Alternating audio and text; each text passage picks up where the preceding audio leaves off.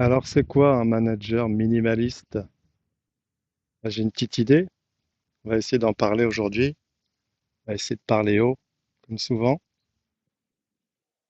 Alors, un manager minimaliste, vous avez peut-être une petite idée de ce que ça peut bien être. Forcément, je vais un petit peu parler de mon expérience. Donc, moi, je travaille dans la tech depuis quasiment une vingtaine d'années. Ça fait à peu près, on va dire, la moitié, une dizaine d'années que je suis manager dans le domaine technique.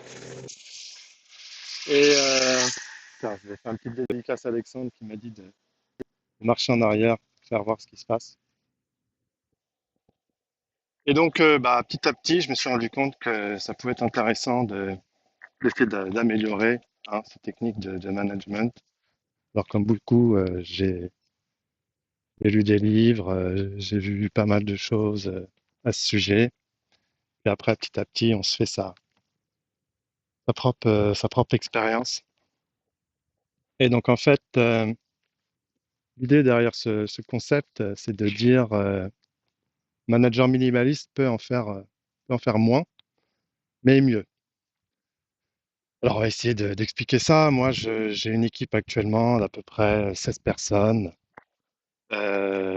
qui sont réparties sur plusieurs pays, sur 7 pays, pas de bêtises. Et donc, voilà, c'est une équipe remote, donc à distance.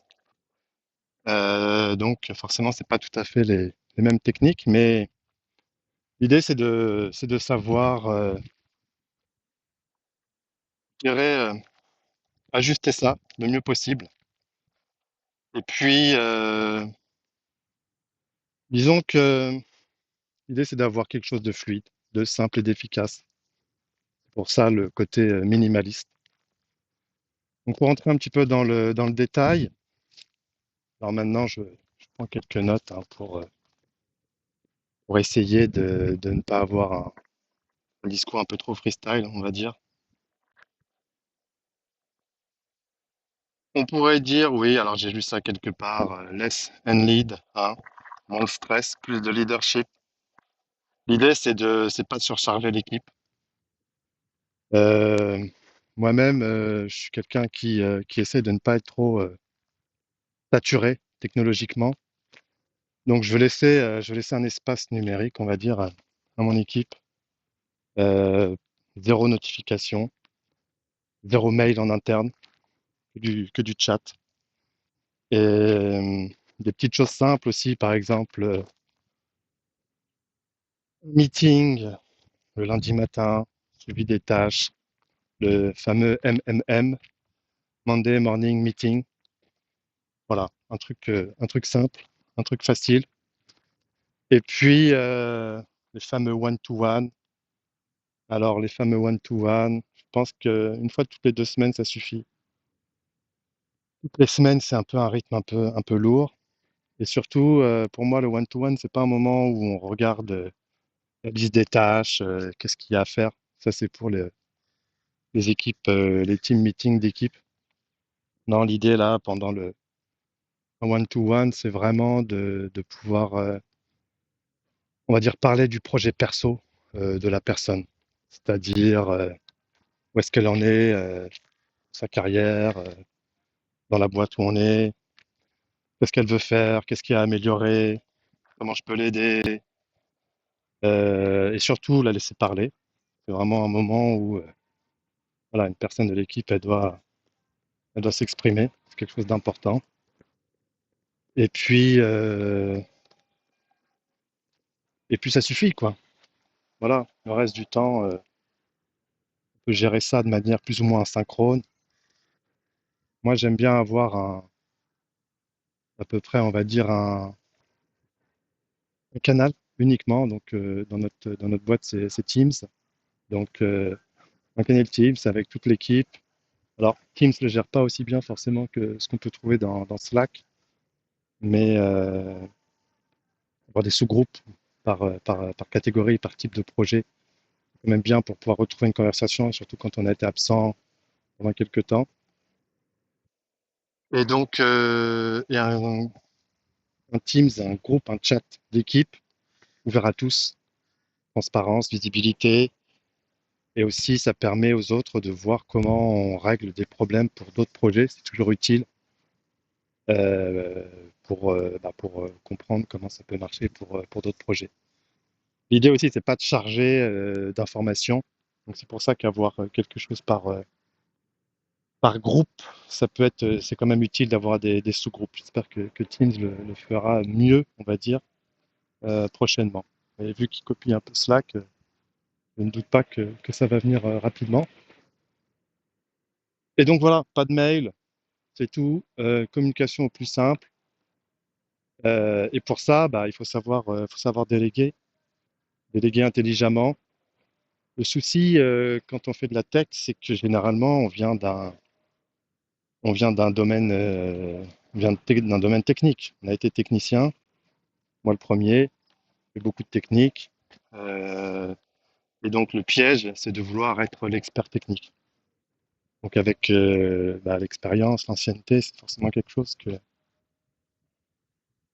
on peut connaître, mais c'est un piège. Il faut vraiment laisser l'équipe gérer cette partie, en ayant de la crédibilité hein, au niveau technique. Il faut savoir, mais il faut savoir s'effacer. C'est ça le manager minimaliste, c'est-à-dire aussi un peu savoir s'effacer devant l'équipe pour, euh, pour un peu laisser briller l'équipe.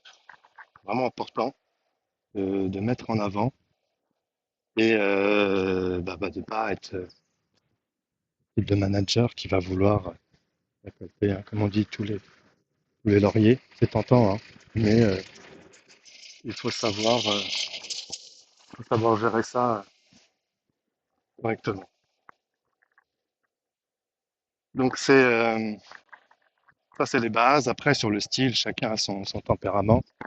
Donc ça, il faut savoir faire avec la personne que l'on est. Moi, je suis dans un style assez décontracté, mais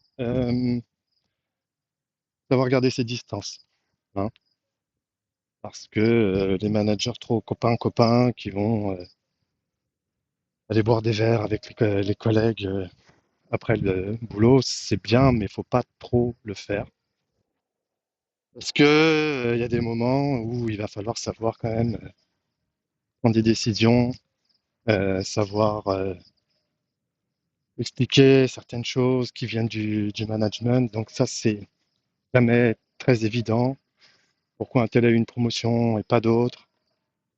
Dans des situations parfois où on a deux personnes, puis il n'y a qu'une seule promotion possible parce qu'il n'y a pas de budget, parce que c'est comme ça. Et donc ça, c'est pas évident. Et il faut savoir l'expliquer et avoir une petite distance, ça permet quand même, à mon avis, de pouvoir faire ça correctement. Euh, voilà ce que je voulais vous dire dans les grandes lignes. Oui, aussi, attendez, je vais vous pousser un petit peu. Alors, si vous regardez ça sur Substack, vous aurez la chance d'admirer un peu ce qui se passe autour de moi. Pour le podcast, vous avez le lien pour aller chercher ça. Donc, je disais, ouais, sur le style, euh, savoir être encourageant, euh, mettre en avant les réussites de l'équipe, mais garder ses distances, ne pas être non plus on appelle un yes man, hein, qui dit oui à tout. On comprendrait que c'est pas une solution pour une équipe, mais c'est pas forcément quelque chose je dirais de facile à mettre en place. C'est une question peut-être une question, je dirais, de dosage, hein, comme beaucoup de choses dans la vie. Voilà ce que je pouvais vous dire. Regarde un petit peu mes notes hein, pour essayer d'avoir quelque chose d'un peu structuré. Monde de réunion, les one-to-one, les feedbacks, communication allégée, alternative, tout ça on en a parlé. Après, ce que j'aime bien faire aussi, euh, c'est mettre en place ce qu'on appelle un workshop Donc, c'est un workshop qu'on fait un jeudi après-midi, une semaine sur deux aussi. Toutes les semaines, ça devient un rythme qui est bien pour un weekly meeting du lundi matin, mais pas forcément bon pour ce type de workshop. Donc, un workshop basé autour de l'innovation. Donc, qu'est-ce que je veux dire par là? Eh bien, c'est un workshop dans lequel on travaille sur des sujets qui n'ont rien à voir avec les projets sur lesquels vraiment on travaille. Pas dans le sens que ça n'a vraiment rien à voir, mais plutôt dans le sens que ça nous permet d'expérimenter des choses dans un environnement, on va dire, safe. On a le droit de faire des erreurs et on est au contraire poussé le plus possible, on va dire, à faire des erreurs. Euh, et on se partage l'écran, on communique, on essaye des choses, on essaye d'automatiser le plus possible les tâches quotidiennes. On essaye bah, d'automatiser toutes les étapes administratives, tout ce qui peut être le plus pénible pour bah, voilà, toujours un petit peu optimiser, booster la productivité, s'améliorer. Voilà. J'aime bien le jeudi après-midi, c'est un bon moment en fin de semaine. C'est comme les one-to-one, je les fais toujours le vendredi matin parce que c'est un moment où on est toujours un peu plus décontracté, un peu plus à l'aise. Euh, Par contre, tout ce qui concerne les tâches de mise en production, les migrations, quand on travaille dans la tech, c'est des choses qu'on a à faire en leur non ouvré, hein, couper les serveurs, mettre à jour, redémarrer les serveurs. Alors ça, on a un système très simple. On a deux slots par semaine, le mardi soir et le jeudi soir. C'est tout. Ce sont nos créneaux. Comme ça, les équipes métiers ou les clients savent à quoi s'en tenir, savent qu'on peut déployer 2 jours dans la semaine. Hein. La règle d'or, on déploie jamais rien en production un vendredi soir.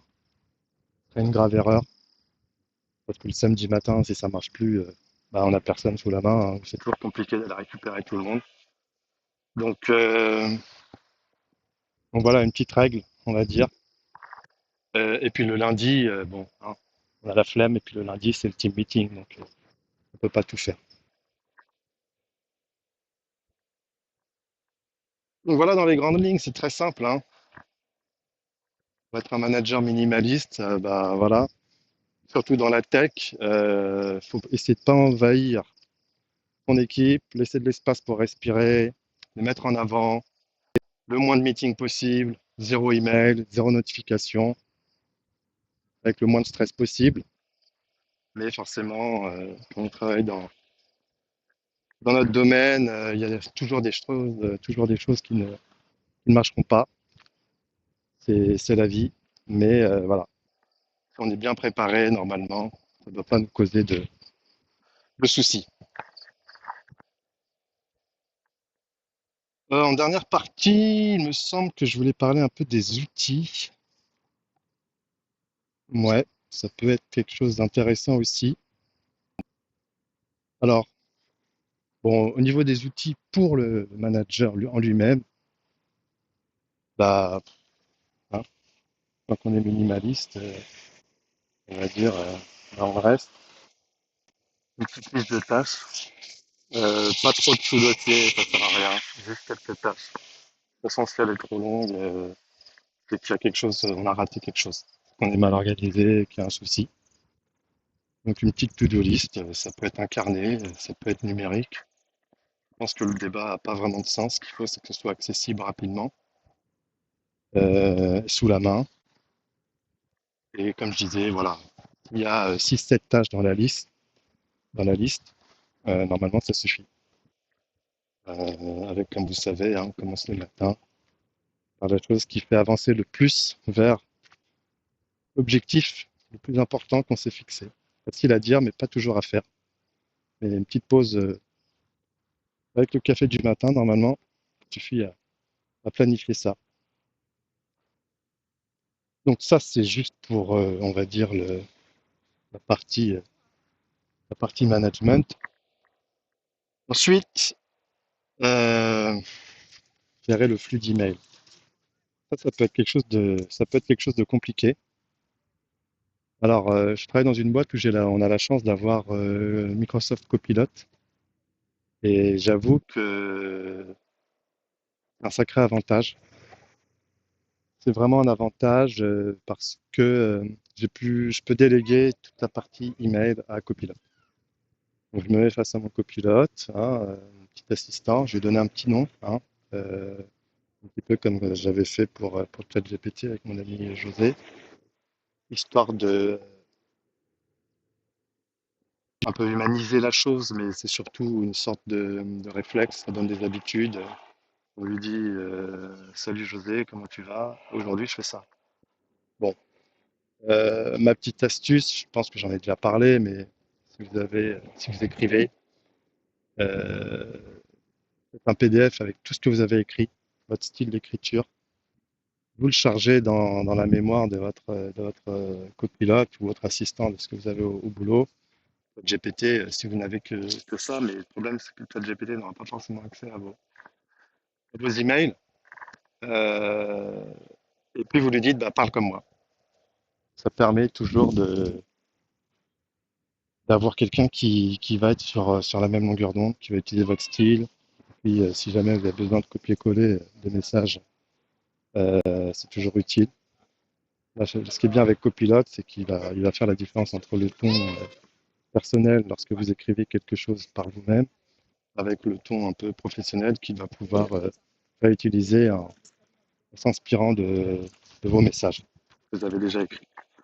Donc je disais avec Copilot, bah, c'est simple, vous déléguez toute cette partie email à Copilot, donc vous aurez Copilot et vous lui dites quels sont les messages les plus importants.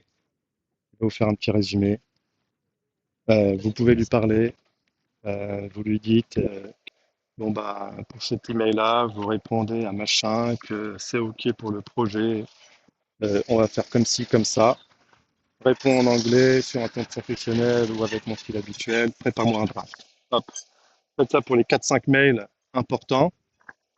Et puis vous avez vos drafts qui sont prêts dans votre Outlook. Vous faites un petit check avant de cliquer sur envoyer. Et puis après, bah, vous êtes prêt.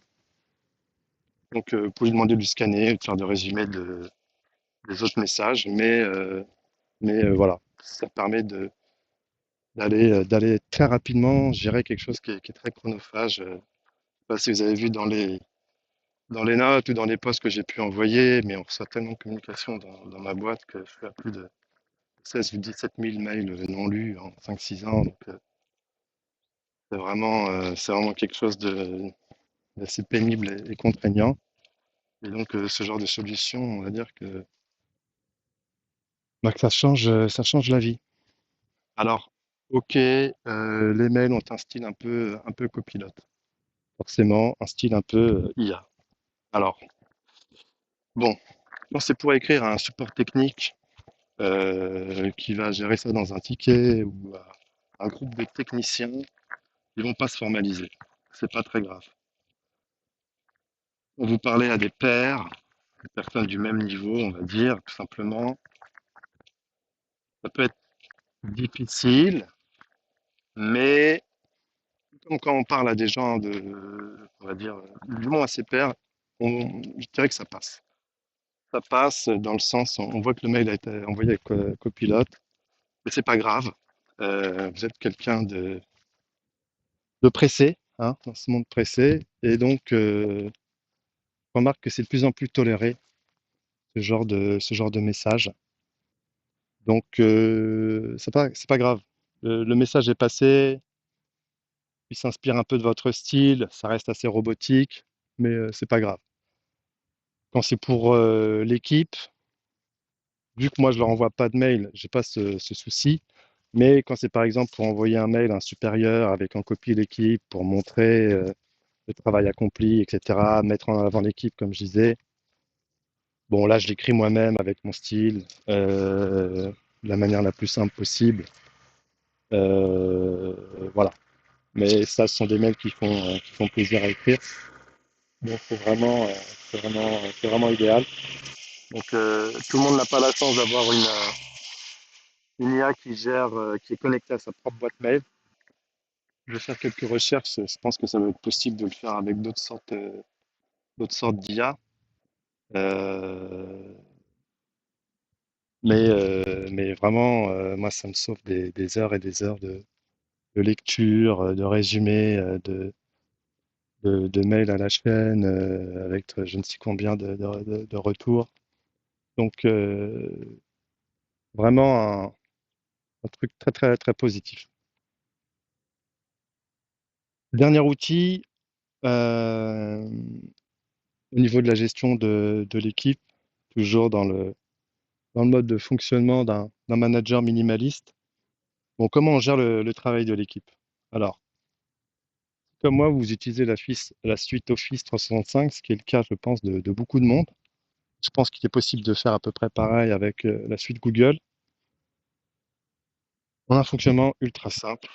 On a une boîte mail pour l'équipe avec notre nom d'équipe, arrobase le nom de la boîte, et tout ce qu'on nous envoie, c'est le seul mail que nos clients, nos pairs, nos managers doivent connaître. Comme ça, c'est ultra simple.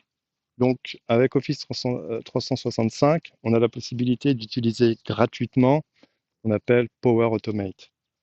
Donc, ça va être une automatisation qui va aller vérifier tous les mails.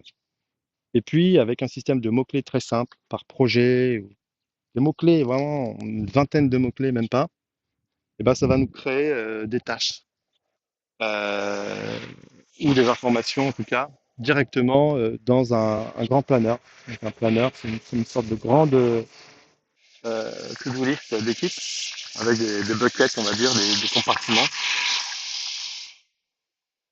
Et automatiquement, tous ces mails vont créer un ticket, une tâche, ou ce qu'on appelle une carte dans Planner.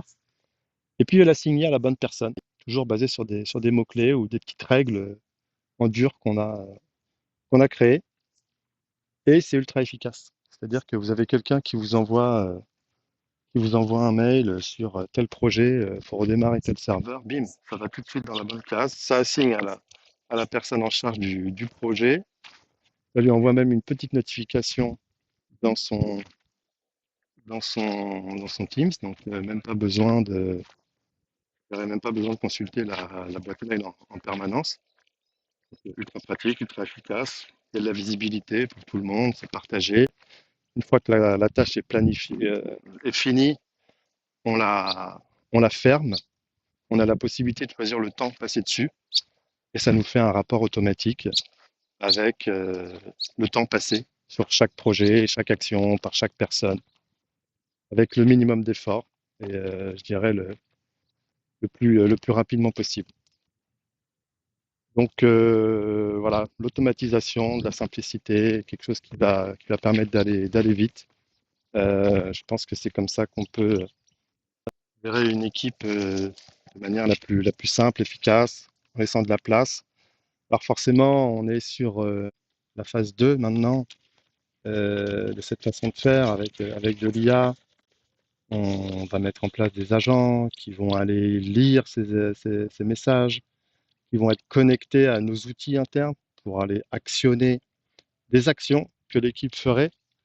Et petit à petit, le rôle de l'équipe va un peu évoluer. Ils vont devoir surveiller, monitorer ce qui se passe avec des agents qui vont faire notre boulot, hein, et bon, c'est le but, hein. Un bon informaticien, c'est un informaticien paresseux, hein, ce que disait Bill Gates, hein. C'est comme ça qu'il a recruté, hein. Prenez les plus lazy et ceux qui avaient le job. Sachant que, ok, l'IA va peut-être prendre notre travail. On a encore un peu de temps devant nous. Je sais qu'il y a des annonces qui font peur, comme Amazon qui dit qu'ils vont euh, virer 600 000 personnes, je crois, dans le monde. Donc c'est vrai que ça peut être un peu inquiétant. Mais je pense qu'on a quand même encore un petit peu de temps devant nous, malgré tout, hein, avant de tout automatiser. Donc, nous qui travaillons dans la tech, je pense qu'il mieux vaut être préparé, mieux vaut être celui qui va savoir configurer, monitorer et gérer l'agent qui va faire son boulot, bah, plutôt que de rester terrorisé dans l'inaction. Et puis, bon, l'IA, c'est un peu comme le cloud il y a quelques temps. Il fallait vraiment être une cloud compagnie pour réussir. Maintenant, faut être une IA compagnie, il faut tout refaire, il faut tout penser IA, faut tout rebâtir. Je pense que c'est vraiment une opportunité bah, pour laisser pas mal de place à des personnes un peu, un peu intelligentes bah, pour créer des choses. Donc je pense que c'est comme si on était au début de l'ère d'Internet ou au début de l'ère du cloud. Tout est possible. Et avoir ce mindset, je dirais, d'efficacité, de simplicité, d'aller droit au but. Bon, chacun son style, mais je pense que ça peut être quelque chose de très utile pour l'avenir. Et puis voilà, comme je disais, le travail d'équipe, c'est aussi savoir mettre en valeur les gens avec qui on travaille. Euh, Manager minimaliste, il en fait moins, il en fait mieux, et il s'efface devant son équipe pour, entre guillemets, faire briller son équipe. Je pense que c'est vraiment ce qui est le plus important. Le travail, ça reste une aventure humaine, hein, enfin une aventure. Et voilà, c'est les relations humaines qui font la différence. Avoir un style décontracté, laisser la personne de la place pour évoluer dans un environnement le plus sûr possible, tout en montrant, voilà, du leadership, de la vision, euh, savoir qu'on va mener l'équipe dans la bonne direction. Pas forcément facile, mais je pense que c'est ça qui permet à des équipes de performer, puisque bah, hein, dans ce monde du travail, c'est quelque chose d'important, on va dire. Donc voilà, j'espère avoir expliqué dans les grandes lignes ce que c'était qu'un manager minimaliste.